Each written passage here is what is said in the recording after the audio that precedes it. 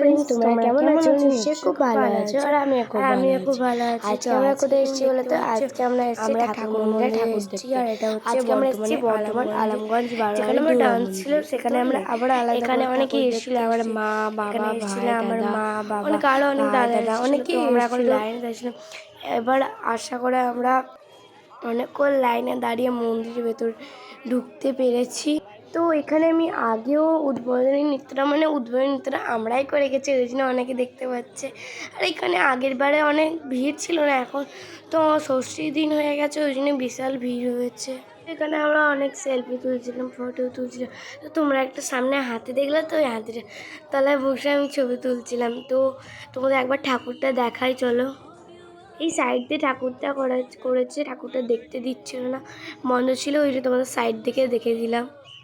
কি সুন্দর প্যান্ডেলটা করেছে, দেখো এবারে পুরোপুরি দেখা যাচ্ছে। আমার দাদারা যখন ঢুকেছিল তখন অতটা ভিড় ছিল না, ওরা লাইনেই ঢুকে গিয়েছিলো। আর আমাদেরকে ভিড়ের মধ্যে, এত লাইনের মধ্যে কষ্ট করে ঢুকতে হয়েছিল।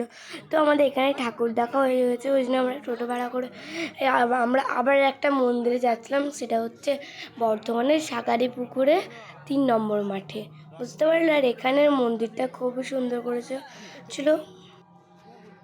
তো আমরা এখানে চলে এসেছি, তোমরা দেখতে পাচ্ছ। আর এখানে মন্দিরটা কি সুন্দর করেছে দেখো।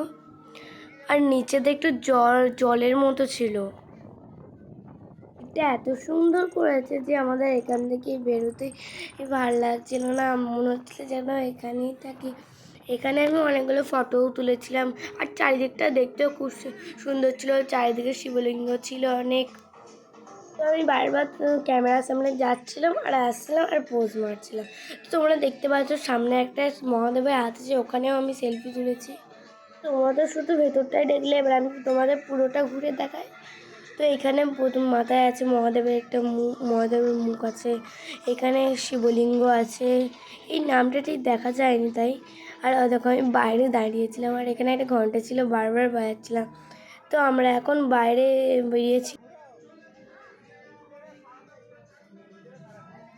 তো আমরা শাকারিপুকুরে আসার আগে আমরা তেলিপুকুরেও গিয়েছিলাম, ওখানে দেখানো হয়নি, আর নিশ্চয়ই তোমরাও দেখবে ওইখানে। তো এখানে আমার মাসিও ফটো তুলছিল। পুকুর বা শাকারিপুকুর আরামগঞ্জ ছাড়া আরও অনেক জায়গা দেখেছি, ওভারব্রিজের নিচেও দেখেছি। তো আমরা ওই একটা ভূতের থিম করেছে না, ওখানেও দেখেছি। তো এখন আমাদের দেখা গেছে, আমরা বাড়ি যাচ্ছি। তো আজকের মতো টাটা।